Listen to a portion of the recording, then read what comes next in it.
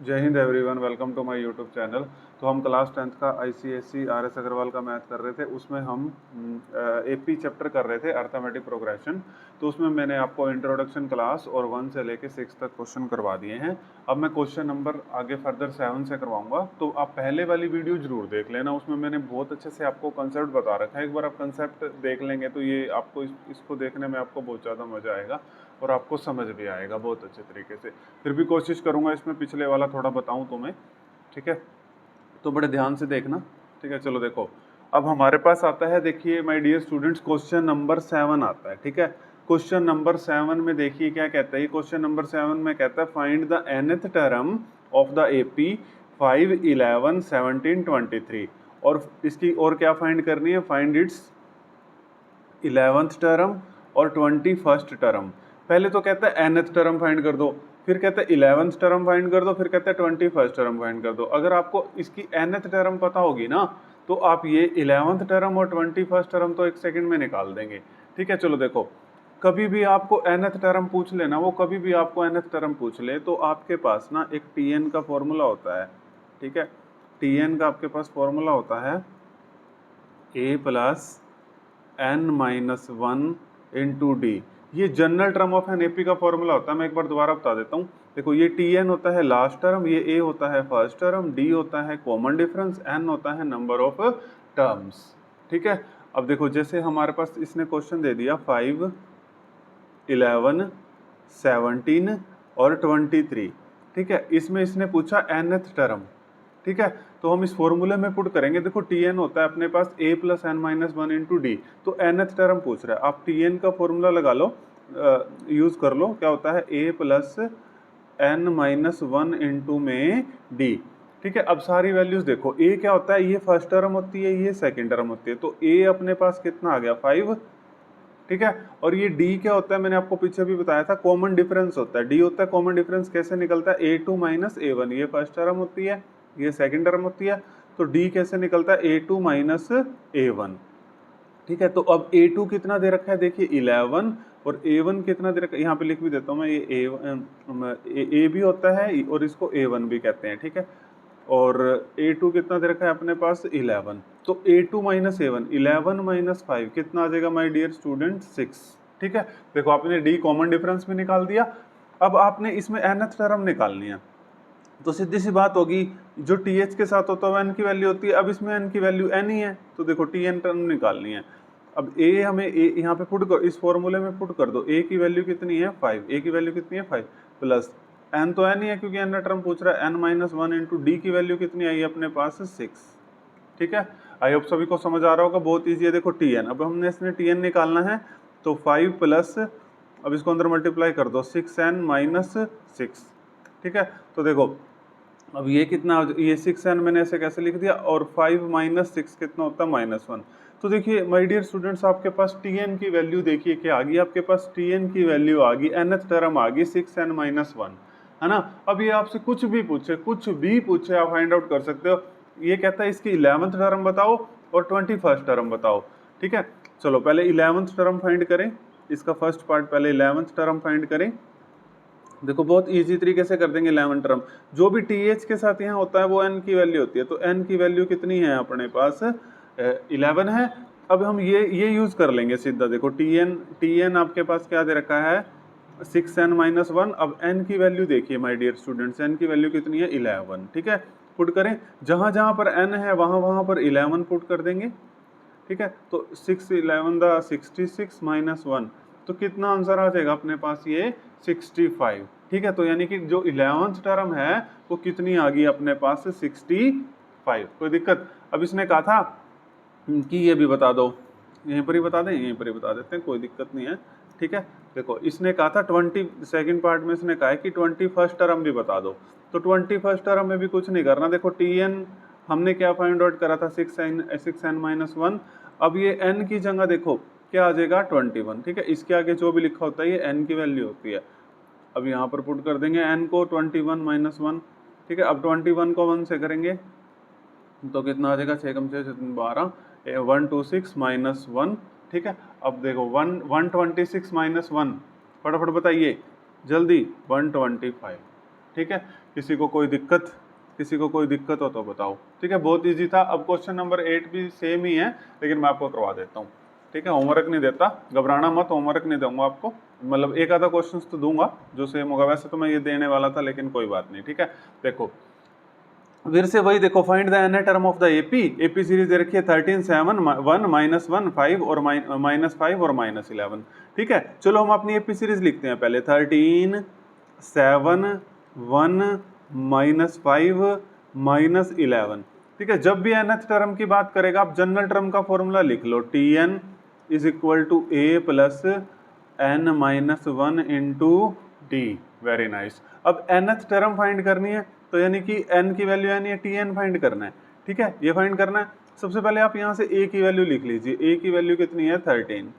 ठीक है, और इसको a1 भी बोलते हैं। ओके, और यहाँ से d की फाइंड करनी है। d कैसे निकलता है, देखो a2 माइनस a1, ये a1 और ये a2। d का फॉर्मूला क्या होता है, a2 माइनस a1। ठीक है, अब a2 देखो क्या है, a2 क्या है 7, a1 क्या है 13।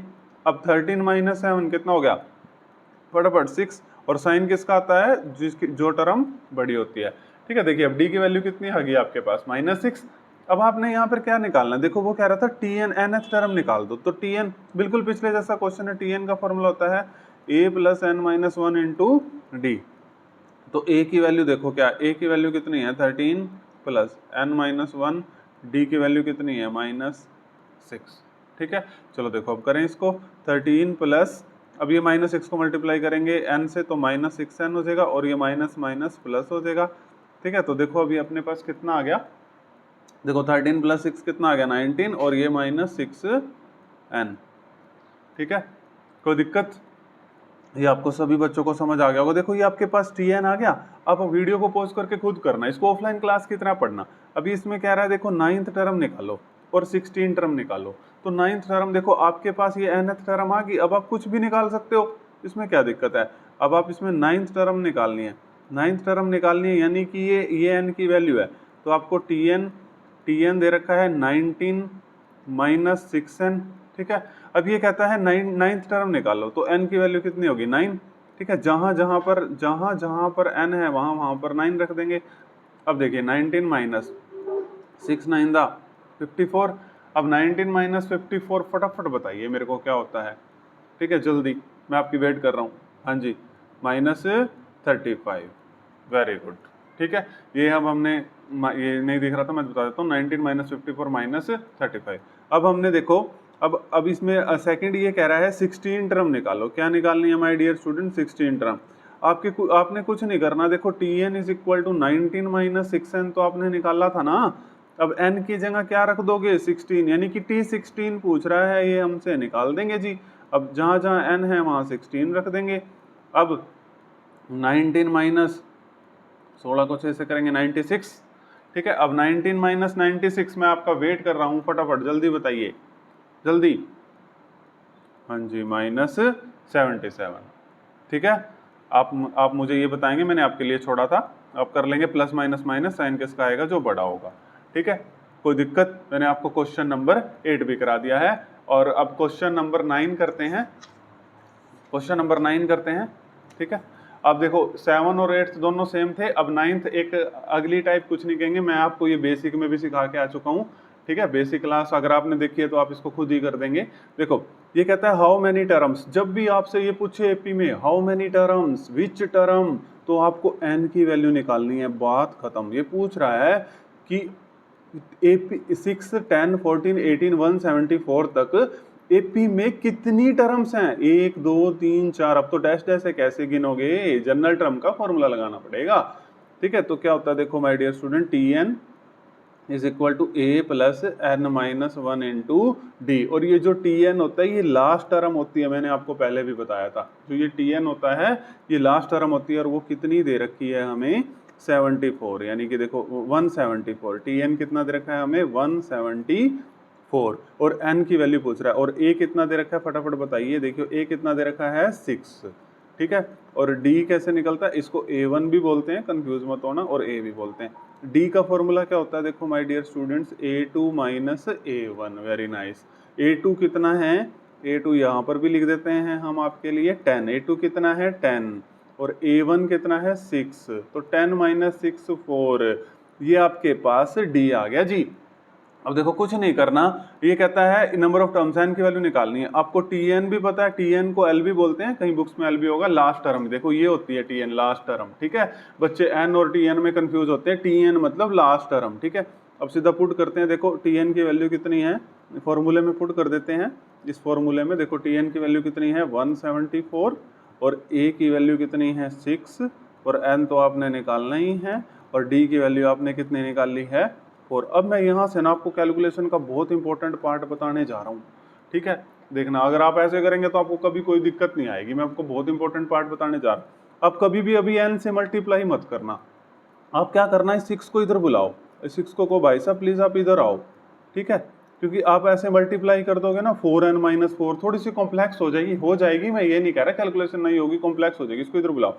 अब इसमें से माइनस करो 74 में से, फटाफट जल्दी बताओ कितना आ जाएगा 168, 174 माइनस 6 168, और n माइनस 1, और ये 4 कहाँ आ जाएगा डिवाइड में। अब इसको काट लो, देखो आपके लिए बहुत आसान हो गया। देखो 4 4 दा 16 और 4 2 दा 8, तो ये आपके पास आ गया 42 is equal to n minus 1, और इसमें ऐड कर दो 42 प्लस 1 कितना हो गया n, तो n 42 प्लस 1 n की वैल्यू कितनी आ गई 43, यानी कि n की वैल्यू 43, यानी कि इसके अंदर ये 43rd टर्म है, 1 2 3 4 5 ऐसे गिनते गिनते गिनते, यानी कि टोटल टर्म्स इस एपी के अंदर कितनी है 43, ठीक है।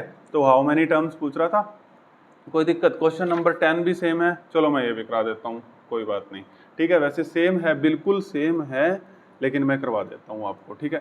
देखो हाउ मेनी टर्म्स, देखो वही बात है, n की वैल्यू पूछ रहा है, ठीक है, और एपी दे रखी है 41 38 35 और -1 तक, ठीक है। चलो a लिखे पहले, a दे रखा है 41 और इसको a1 भी बोलते हैं, और a2 दे रखा है हमको कितना 38, ठीक है, कोई दिक्कत। चलो अब d निकालते हैं। d का फॉर्मूला होता है a2 माइनस a1, ठीक है। तो a2 कितना है 38 और a1 कितना है 41, तो कितना आ जाएगा ये my dear student -3 plus minus minus.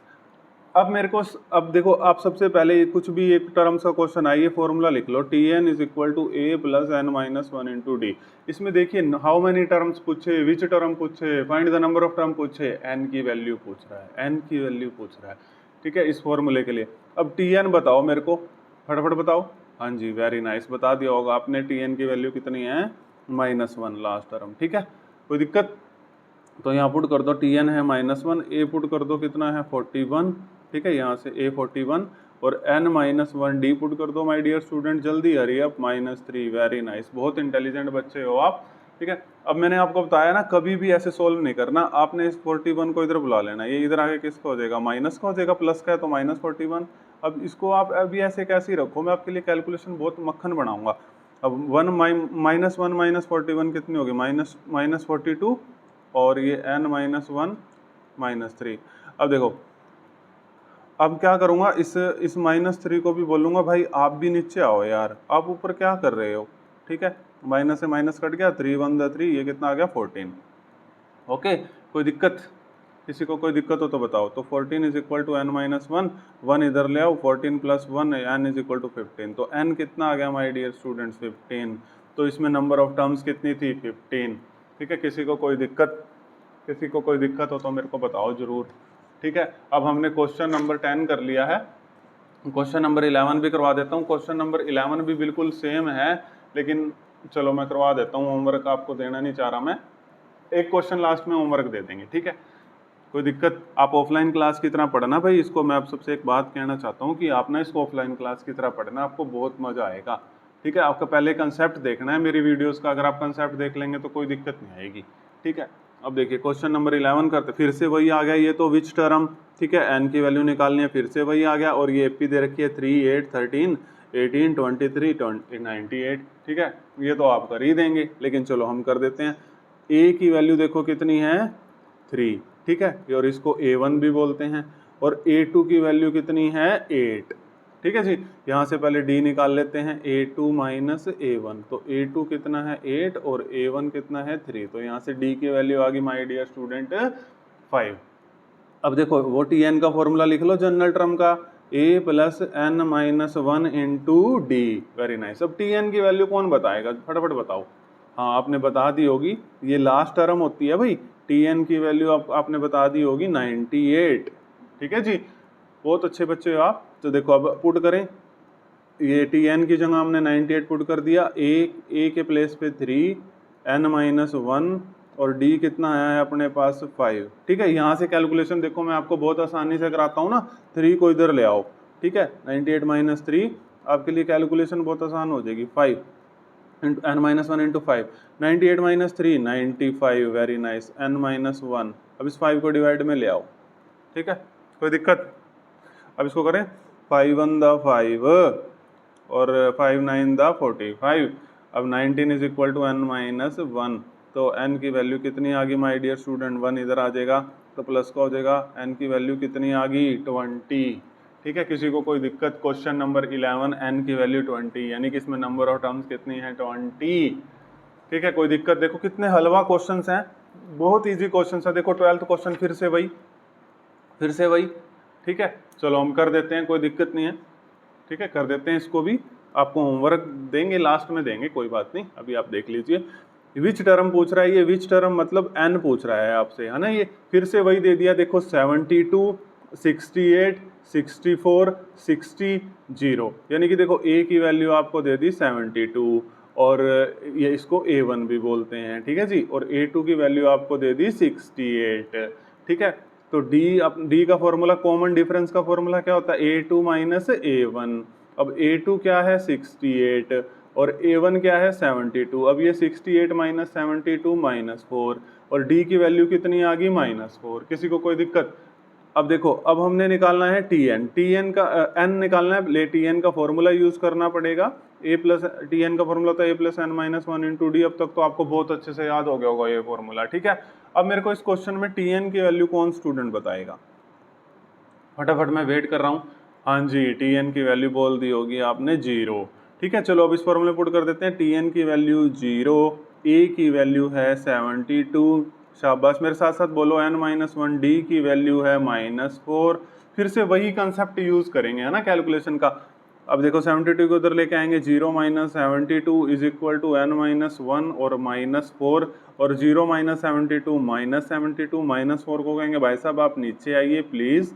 अब इसको डिलीट करते हैं, काटते हैं, 4 1 द 4, और ये 8 पे जाएगा। ठीक है, और n माइनस वन, तो ये तो आप काट लोगे ना 72 को, for 18 पे जाएगा, 18 is equal to n minus one. अब हमने क्वेश्चन नंबर 12, अब यहाँ से n की वैल्यू निकालनी है। 18, ये 1 इधर आएगा तो प्लस का हो जाएगा, तो n की वैल्यू कितनी आ गई माय डियर स्टूडेंट्स 19 आ गई जी। ठीक है, किसी को कोई दिक्कत? 19 वैल्यू आ गई अपने पास n की। ठीक है, एक बार देख लो आप, ये देख लो एक पूरा क्वेश्चन। ठीक है, अब n यानी कि इसमें नंबर ऑफ टर्म्स कितनी है 19। ठीक है, कोई दिक्कत? अब क्वेश्चन नंबर 13 है ना जो, वो बिल्कुल सेम है, एक दे दूं होमवर्क के लिए, अगर आप कहते हो तो हम आपको एक होमवर्क के लिए दे देते हैं। ठीक है, अगर आप बोलते हो तो चलो मैं आपको दिखा देता हूँ ये होमवर्क का क्वेश्चन। ठीक है, अच्छा मुझे ज़रूर बताना है जी किस किस को ये सारे कंसेप्ट समझ आ रहे हैं, किसको नहीं आ रहे। ठीक है, ज़रूर 100% बताना है आपने। ठीक है, कमेंट बॉक्स में, देखो कमेंट बॉक्स में।